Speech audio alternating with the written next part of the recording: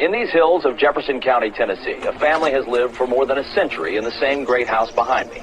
They have no electricity, no telephone, and for the most part...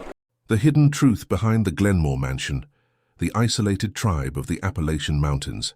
I have carried this story inside me for 11 years.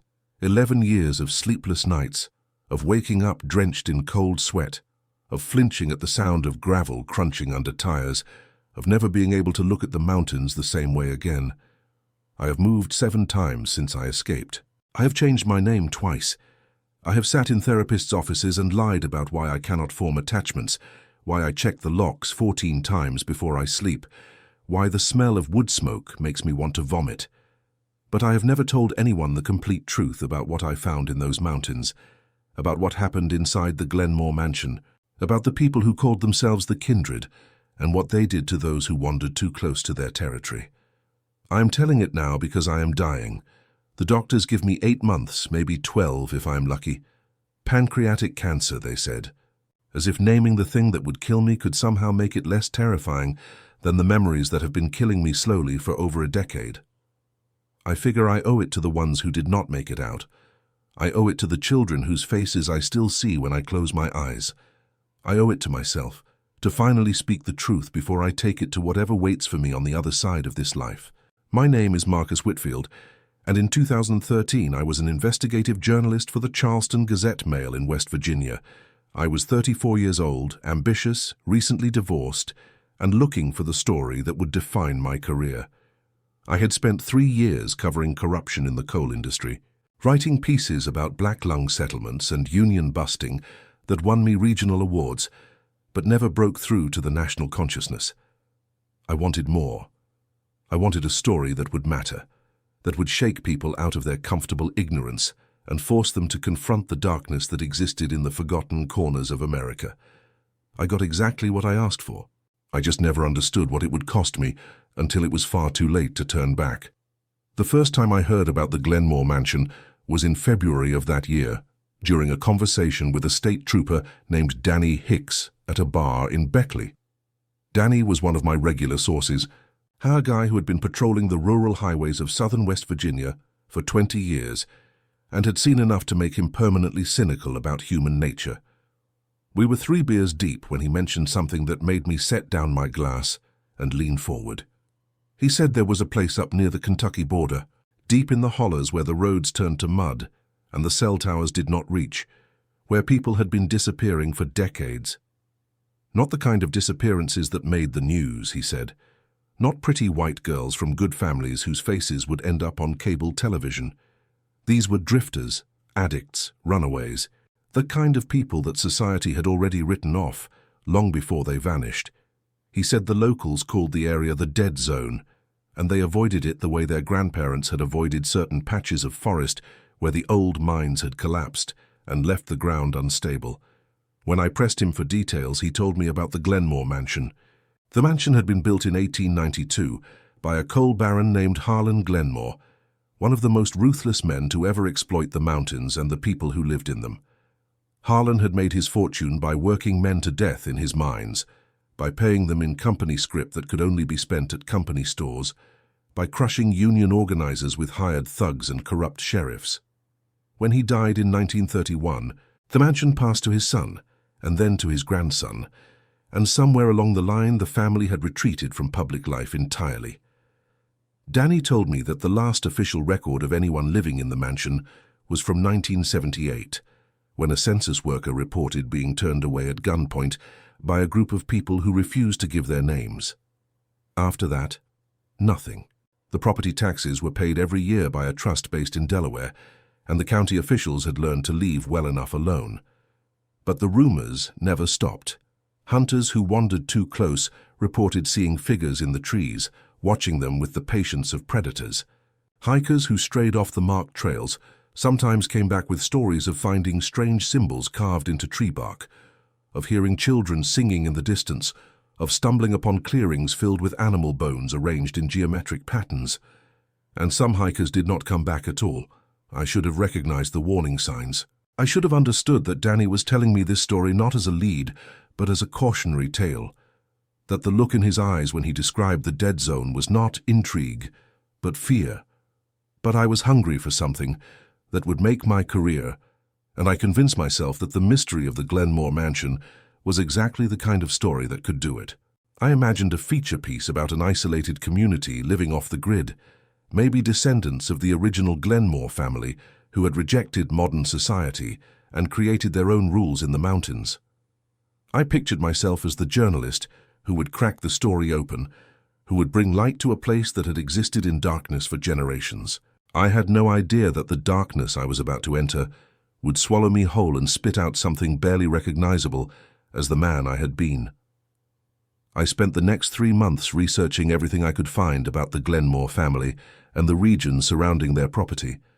I dug through courthouse records and old newspaper archives. I interviewed elderly residents of the nearest towns who remembered when the Glenmores had still been a presence in local society. I mapped the property boundaries using satellite imagery that showed nothing but dense forest and the faint outline of a structure that might have been the mansion. I filed a Freedom of Information request for any law enforcement records related to the area, and received a response that was remarkable for its brevity. No records found. I drove up to the county seat and tried to speak with the sheriff, a heavy-set man named Earl Combs who had held the position for nearly 30 years. He refused to see me. His deputy told me that the sheriff had no comment on the Glenmore property and suggested that I find something else to write about. The more resistance I encountered, the more certain I became that I was onto something significant. I did not understand then that resistance can be a form of protection, that some doors are kept closed not to hide secrets but to keep people safe from what lies behind them. My breakthrough came in May, when I finally tracked down a woman named Ruth Ann Stoker, who had grown up in a hollow about 5 miles from the Glenmore property. Ruth Ann was 73 years old and living in a nursing home in Huntington, suffering from emphysema that required her to breathe through an oxygen tank. She had not spoken about her childhood in decades, but something about my persistence, or perhaps my obvious naivety, convinced her to share what she knew. She told me that when she was a girl in the late 1950s, everyone in the surrounding communities knew about the people who lived on the Glenmore land. They called themselves the Kindred, she said, and they claimed to be the true inheritors of the mountain tradition, the keepers of the old ways that the modern world had forgotten. They kept to themselves for the most part, coming down from the hills only occasionally to trade at the general store in Matewan or to recruit new members from the ranks of the desperate and displaced. Ruth Ann remembered seeing them sometimes, silent figures in homespun clothes who moved through the town without making eye contact with anyone, who paid for their purchases with cash and disappeared back into the forest before anyone could ask questions. She remembered her mother warning her never to go near the Glenmore land, never to speak to the Kindred if they approached her, never to accept anything they offered. When I asked her why, she was quiet for a long time, the oxygen hissing through her tubes, before she said something that I did not fully understand until much later. She said that the Kindred did not just keep the old ways. She said they fed the old ways, and the old ways were always hungry. I dismissed Ruth Ann's words as the superstitions of an isolated community, the kind of folk mythology that developed in places where education was scarce and the mountains kept people cut off from the wider world. I was a journalist, trained to deal in facts and evidence, and I was not about to let ghost stories derail my investigation. But I wrote down everything she told me, and I kept her words in the back of my mind as I prepared for what I had decided would be the next phase of my research, a trip into the dead zone itself. I told my editor that I was taking a week of vacation time to visit family in Ohio. I told my ex-wife, who still kept in touch out of some residual sense of obligation, that I would be unreachable for a few days. I packed my hiking gear, my camera, my voice recorder, and a GPS unit that I had purchased specifically for this expedition. I loaded everything into my truck and drove north, toward the Kentucky border, toward the place where the paved roads ended and the mountains closed in like the walls of a trap. The drive took most of a day, the roads growing narrower and more poorly maintained as I left the main highways behind. By the time I reached the last town before the dead zone, a cluster of trailers and abandoned storefronts called Delbarton, the sun was already setting behind the ridges to the west. I found a motel that looked like it had not been renovated since the Carter administration and paid cash for a room. The woman behind the desk was missing most of her teeth and did not ask for identification. When I mentioned that I was heading up toward the old Glenmore property, she stopped counting my money and looked at me with something that I can only describe as pity. She asked if I had family up there. I said no. She asked if I knew anyone up there. I said no again. She handed me my key and told me that if I was smart, I would turn around in the morning and go back to wherever I came from. I thanked her for her concern and went to my room. I did not sleep well that night. I kept hearing sounds outside my window, footsteps on gravel, whispered conversations that stopped whenever I got up to look. In the morning, when I checked my truck, I found that someone had slashed all 4 of my tires. I should have taken it as the warning it was meant to be. Instead, I called a tow truck from Charleston and waited 6 hours for new tires to be delivered. The mechanic who installed them told me that I was not the first outsider to have trouble in Delbarton, that people around here did not take kindly to strangers asking questions about things that were none of their business. I asked him directly about the Glenmore property. He put down his wrench and looked at me with an expression that I have never forgotten, a mixture of fear and resignation that told me everything I needed to know about how deeply the shadow of that place had fallen over the surrounding communities. He told me that his brother had gone up there in 1998, following a rumor about a marijuana grow operation that could be raided for quick cash. His brother had never come back. The sheriff had ruled it an accidental death, said he had probably fallen into an old mine shaft, but they never found a body. The mechanic told me that if I went up there, I would not come back either. He said it without malice, without any apparent desire to frighten me, just as a simple statement of fact, the way you might tell someone that water is wet or that fire burns. I paid him for the tires and drove away. The road to the Glenmore property was not marked on any map. I found it only because Ruth Ann Stoker had drawn me a rough sketch from memory, showing me where to turn off the county highway onto a dirt track that wound up into the hills. The track was overgrown with vegetation, and several times I had to stop and clear fallen branches before I could continue. The forest pressed in on both sides, the trees so dense that the sunlight barely penetrated to the forest floor. I drove for nearly 2 hours before the track ended abruptly at a rusted gate strung with barbed wire and posted with signs that read "No trespassing and private property and violators will be shot." I parked my truck, grabbed my pack and continued on foot, climbing over the gate and pushing deeper into territory that no outsider had officially entered in decades. The first thing I noticed was the silence. The forest should have been alive with birdsong, with the rustle of squirrels in the underbrush, with all the small sounds of a healthy ecosystem. But as I walked, the sounds faded until I was moving through a world that seemed to be holding its breath. The trees here were different too, older and more gnarled than the second-growth forest I had passed through on the drive up. Some of them bore scars that looked deliberate, symbols carved into the bark that I did not recognize, but that made me uneasy in a way I could not articulate. I photographed several of them, telling myself that they were probably just the marks of surveyors or foresters, even though I knew that no surveyor had been through this area in living memory. I walked for 3 hours before I saw the first sign of human habitation. It was a cabin, half collapsed and clearly abandoned, its roof caved in and its walls covered with moss.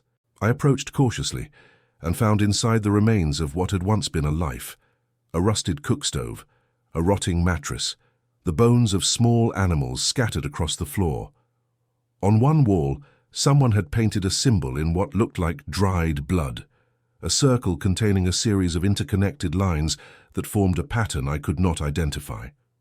I took photographs and moved on, but the image of that symbol stayed with me, and I began to see it everywhere, carved into trees, scratched onto rocks, painted on the remnants of other abandoned structures I passed. Whatever the kindred believed, this symbol was clearly central to it. By late afternoon, I had reached the edge of what I can only describe as a compound. The forest opened suddenly into a cleared area of perhaps 20 acres, and in the center of that clearing stood the Glenmore Mansion. It was larger than I had expected, a 3-story Victorian structure that had once been grand but was now showing the decay of a century without proper maintenance. The windows were dark and several of them had been boarded over. The wraparound porch sagged dangerously in places, but the mansion was clearly still inhabited. I could see smoke rising from one of the chimneys, and as I watched from the cover of the tree line, I saw figures moving between the outbuildings that surrounded the main structure. There were perhaps a dozen smaller buildings visible from my position, cabins, storage sheds, what looked like a smokehouse, and a larger structure that I later learned was a combination meeting hall and schoolhouse. I counted at least 30 people moving through the compound in the hour that I watched, including several children. They were dressed in simple clothing, homespun fabrics in muted colors, and they moved with a quiet efficiency that suggested long practice at their tasks. I should have left then.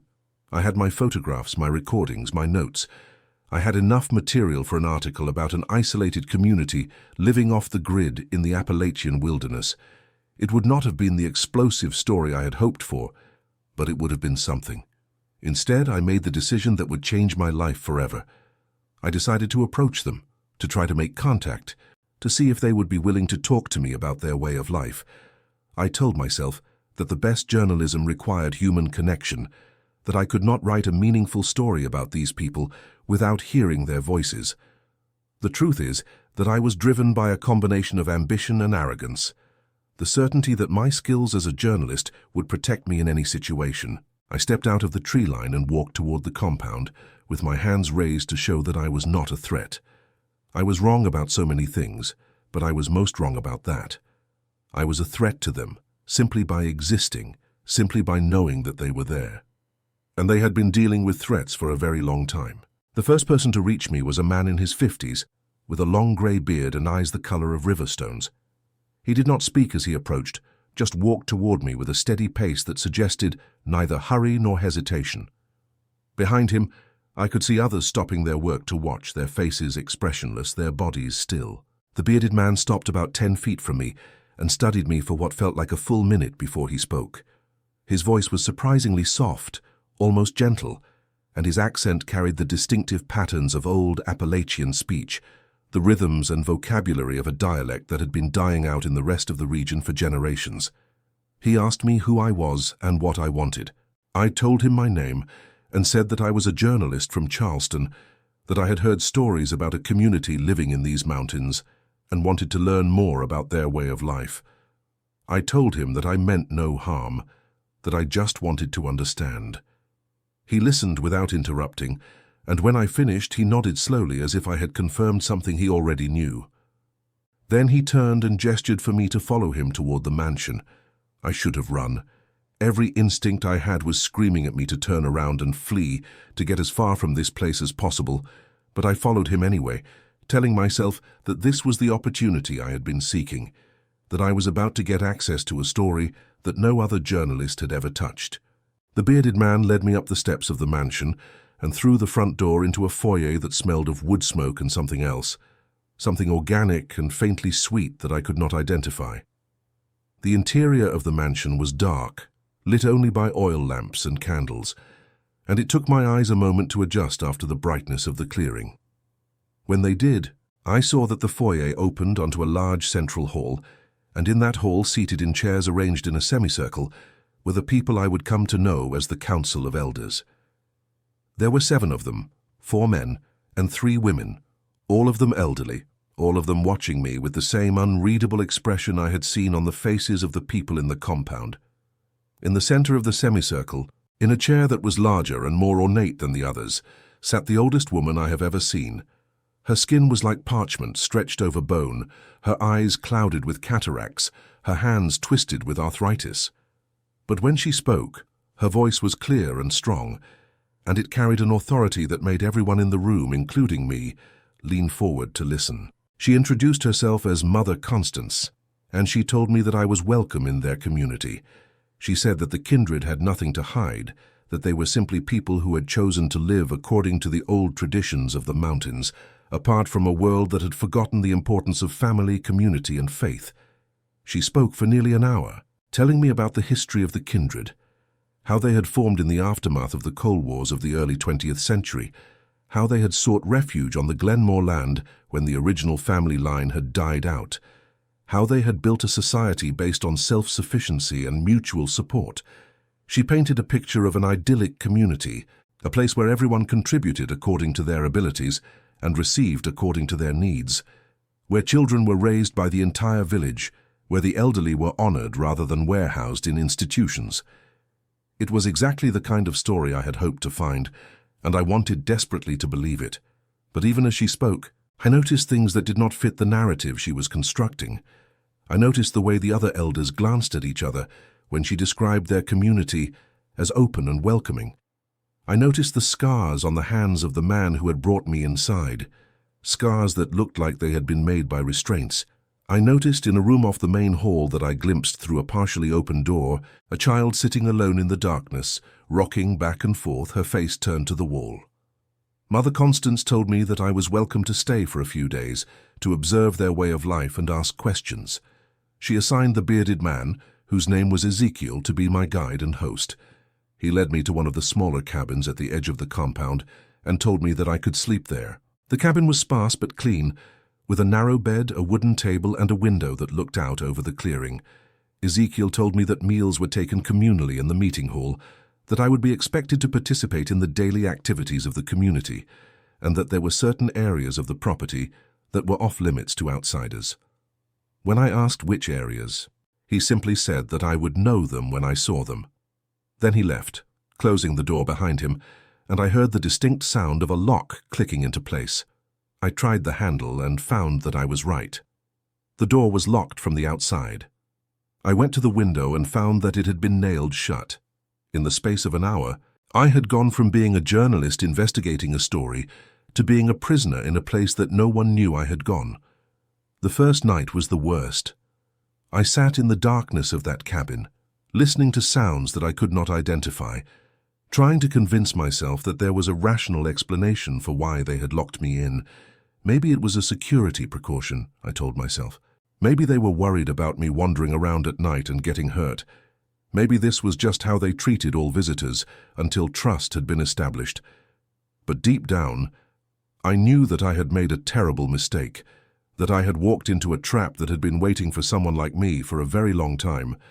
I heard footsteps outside my window several times during the night, and once I heard what sounded like a child crying in the distance, a thin, hopeless sound that was cut off abruptly, as if someone had covered the child's mouth. I did not sleep. I sat on the bed with my back against the wall and my eyes fixed on the door, waiting for whatever was going to happen next. In the morning, Ezekiel came to release me and take me to breakfast. He acted as if the locked door was perfectly normal, and when I confronted him about it, he simply said that it was for my own protection, that the forest at night was dangerous, and that newcomers sometimes got disoriented and wandered off. I wanted to argue, to demand that he let me leave, but I was acutely aware of how isolated I was, how far from any kind of help. My truck was miles away, my cell phone had no signal, and I had told no one where I was actually going. If I antagonized these people, there was no one who would come looking for me, so I swallowed my fear and my anger and followed Ezekiel to the meeting hall, where I ate breakfast with the rest of the community and pretended to be a grateful guest rather than a prisoner trying to figure out how to escape. Over the next several days, I observed the daily life of the kindred with the eyes of someone who was looking for the truth beneath the surface. On the surface, the community functioned much as Mother Constance had described. The men worked in the fields and the forest, hunting, farming, maintaining the buildings. The women cooked, cleaned, sewed, and tended to the children. Everyone gathered for meals and for evening prayer services in the meeting hall, where Mother Constance would speak about the importance of tradition and the dangers of the outside world. The children attended school in the mornings, learning reading and arithmetic from texts that looked like they had been printed in the 19th century. It could have been a scene from a historical documentary, a glimpse of how people had lived in these mountains before the modern world arrived. But the more I watched, the more I saw the cracks in the facade. The first thing I noticed was the children. There were approximately 20 of them in the community, ranging in age from infants to teenagers, and they shared a quality that took me several days to identify. They were afraid. Not the normal, healthy fear that children develop as they learn about the dangers of the world, but a deep, pervasive fear that shaped everything they did. They moved through the compound with their heads down and their shoulders hunched, always watching the adults from the corners of their eyes, always ready to flinch. They did not play.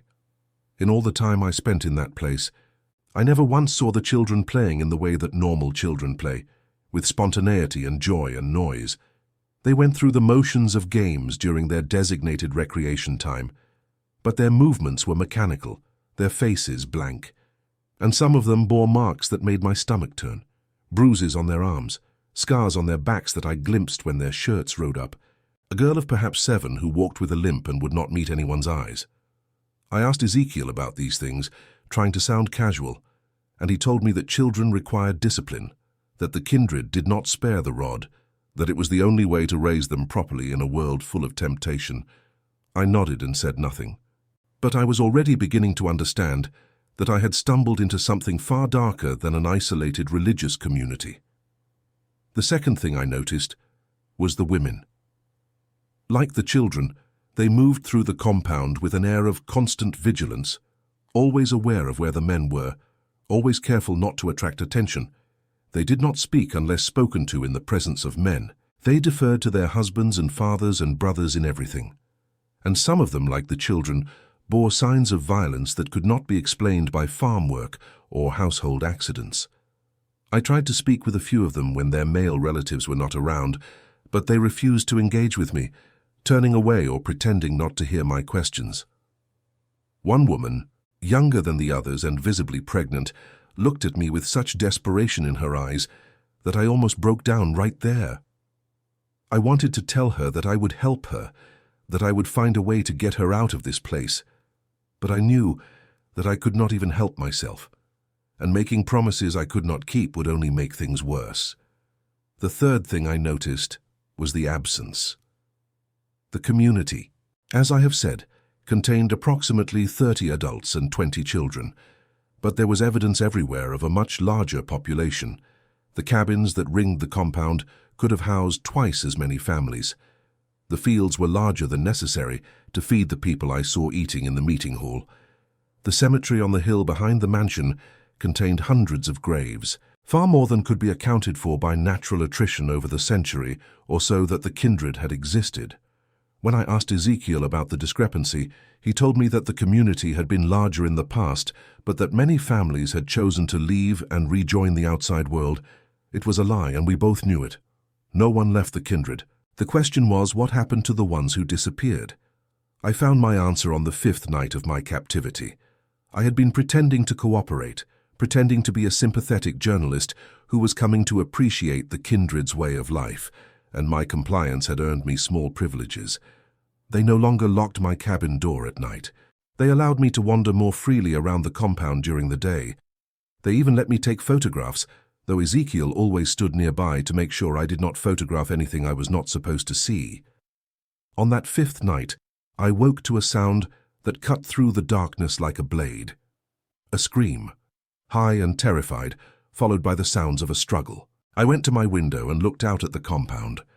The moon was nearly full, and in its light I could see figures moving between the buildings, carrying something toward the mansion, something that was struggling, something that was human.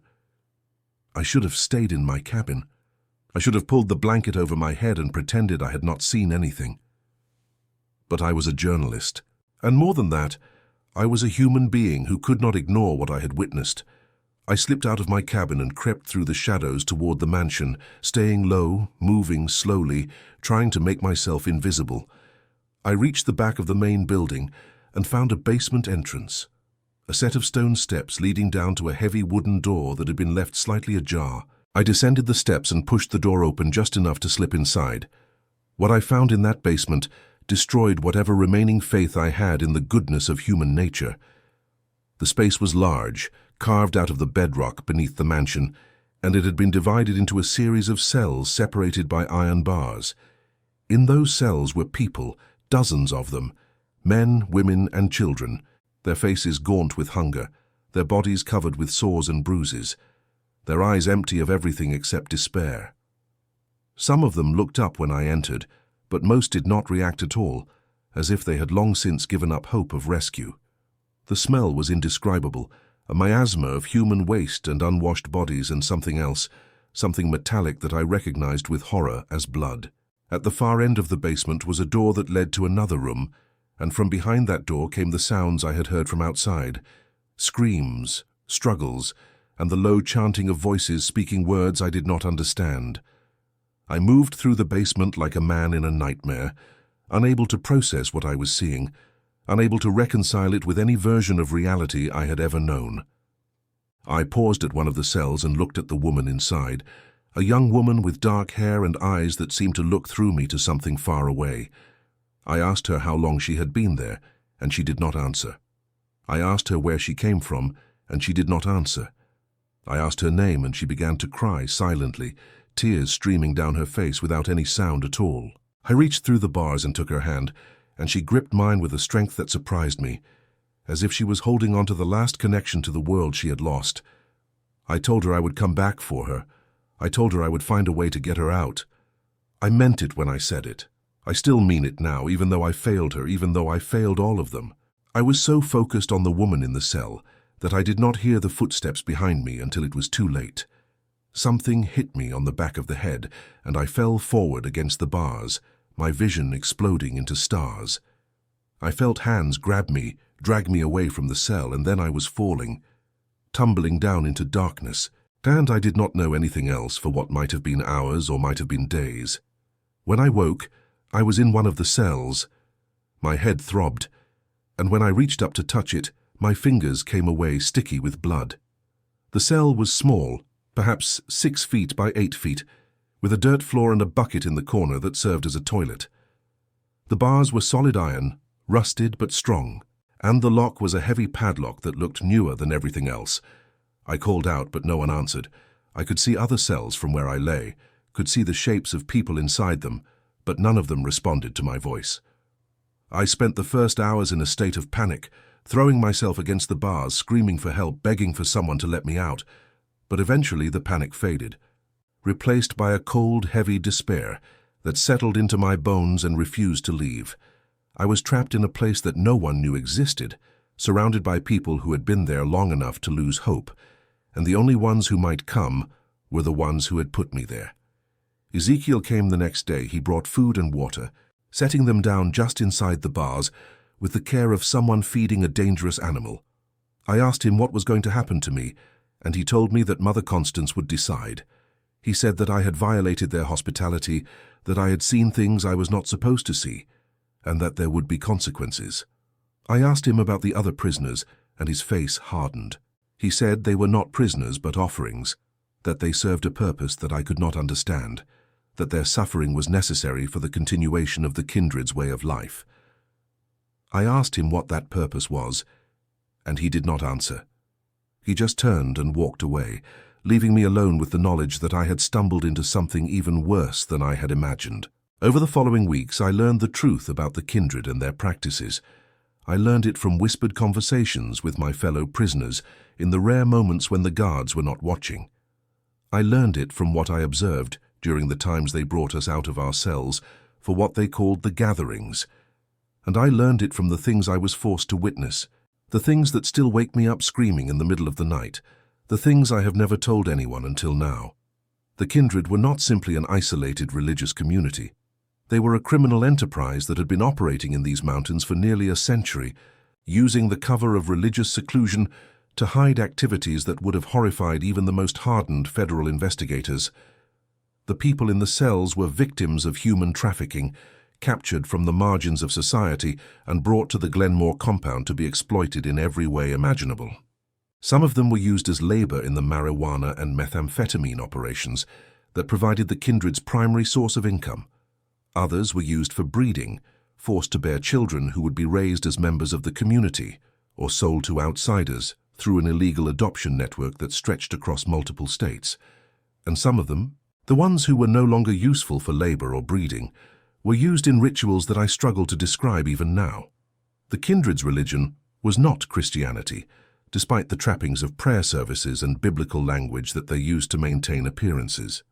It was something older and darker, a belief system that had evolved from the folk traditions of the mountains into something twisted and monstrous. They believed that the land itself was alive, that it demanded sacrifice to remain fertile and protective, that the blood of the innocent was the price for the community's continued existence. The gatherings I was forced to attend were ceremonies in which selected prisoners were subjected to ordeals that I cannot bring myself to describe in detail. Some of them survived, broken but alive. Many of them did not. Their bodies were buried in the cemetery on the hill, added to the hundreds of graves that marked the true history of the Kindred's time on this land. I spent 3 months in that basement, 3 months of darkness and fear and slowly dawning horror, 3 months of watching people I had come to know disappear and never return, 3 months of planning an escape that seemed more impossible with every passing day. The guards were vigilant, the compound was isolated, and even if I managed to get out of my cell, I would be miles from any kind of help, in terrain that the Kindred knew far better than I ever could. But I refused to give up. I refused to accept that my story would end in that basement, that I would become just another grave on the hill, another victim whose disappearance no one would ever investigate. I started watching the guards, learning their patterns, looking for weaknesses. I started talking to the other prisoners, trying to organize some kind of resistance, and I started preparing myself mentally for what I would have to do to survive. My opportunity came on a night in September, during a storm that hit the mountains with a fury I had rarely seen. The wind howled through the trees, and the rain came down in sheets so thick that visibility was reduced to almost nothing. The guards who normally patrolled the basement throughout the night retreated to the upper floors of the mansion to wait out the storm. It was the first time in 3 months that I had been left unobserved for more than a few minutes. I had been working on the lock of my cell for weeks, using a piece of wire I had found in the dirt floor to manipulate the mechanism. It was slow work, and I had been interrupted dozens of times before I could make any progress. But that night, with the storm covering any sounds I might make, and the guards huddled somewhere above me, I finally managed to work the lock free. I opened my cell door and stepped out into the corridor between the rows of cells. The other prisoners were watching me, their faces pale in the darkness, their eyes filled with a hope that I knew I might not be able to fulfill. I wanted to free them all, to open every cell and lead them all to safety, but I knew that was impossible. We would be caught before we made it out of the basement, and then we would all face consequences that I did not want to imagine. I made a decision that still haunts me, a decision that I have questioned every day since. I could not save everyone. I could only try to save myself and bring back help. I whispered to the prisoners nearest to me that I would come back with the police, with the FBI, with whoever I could find who would believe me. I told them to hold on, to survive, to not give up hope. And then I ran. I made it out of the basement through a coal chute that I had noticed during one of the gatherings. I emerged into the storm, the rain hitting my face like tiny fists, the wind threatening to knock me off my feet. I was weak from months of captivity, my muscles atrophied, my body running on nothing but adrenaline and desperation. But I ran anyway, stumbling through the darkness toward the tree line, expecting at any moment to hear shouts behind me, to feel hands grabbing me, to be dragged back to the hell I was trying to escape. The shouts came eventually, but by then I was already in the forest, crashing through underbrush, falling into ravines, getting up and running again, always running, always putting distance between myself and the compound. I ran all night. I ran until the storm passed and the first gray light of dawn began to filter through the trees. I ran until my legs gave out, and I collapsed at the edge of a creek, unable to take another step. I lay there in the mud, gasping for breath, certain that I was going to die, certain that they would find me before anyone else could. But they did not find me. A hunter found me instead, a man from a town 30 miles away who was checking his traps and stumbled upon what he thought was a corpse lying by the water. He called for help, and I was airlifted to a hospital in Charleston, where I spent the next 2 weeks recovering from exposure, malnutrition, and the effects of what the doctors delicately referred to as prolonged psychological trauma. I told them everything. I told the doctors, the nurses, the hospital administrators, anyone who would listen. I told them about the Kindred, about the basement,